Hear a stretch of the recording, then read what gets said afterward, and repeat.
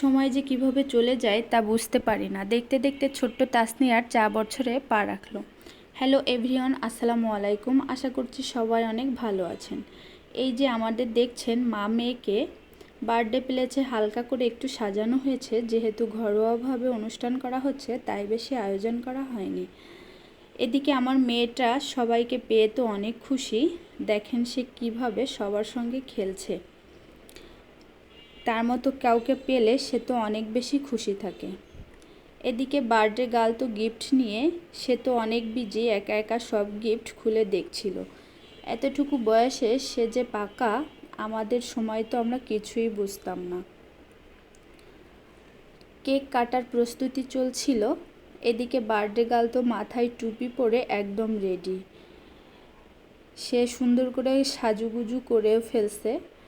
তাকে বেশ অনেক সুন্দর লাগতেছিল মাশাল্লাহ।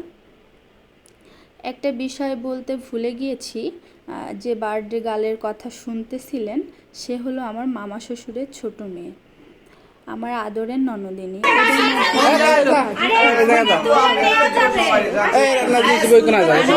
একটা জিনিস খুব মজা লাগলো। সেই মজার বিষয়টা হলো, যখন এই মোমবাতিটা জ্বালানো হচ্ছিল তখন ওরা এই মোমবাতিটা ফু দিয়ে নেভানোর চেষ্টা করতেছিল।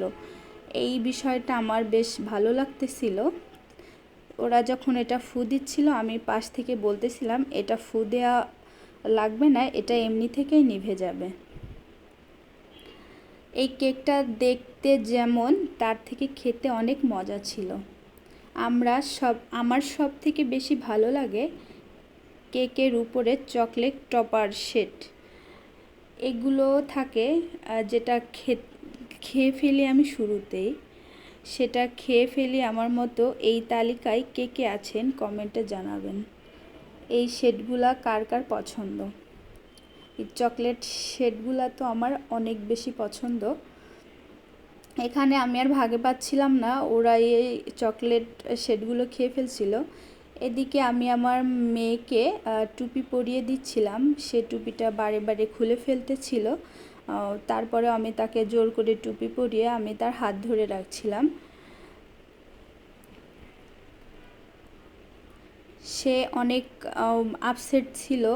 আপসেট বলতে সে আপসেটও ছিল এত মানুষ দেখে, আবার সে অনেক এনজয়ও করতেছিল। এই যে এখানে আমাদের রান্নাবান্নাও সব আয়োজন করা হয়ে গিয়েছিল। তো আজকের মতো ভিডিওটা এখানে শেষ করছি। সবাই সুস্থ থাকবেন, ভালো থাকবেন। অন্য কোনো সুন্দর ভিডিওতে দেখা হবে। আল্লাহ হাফেজ।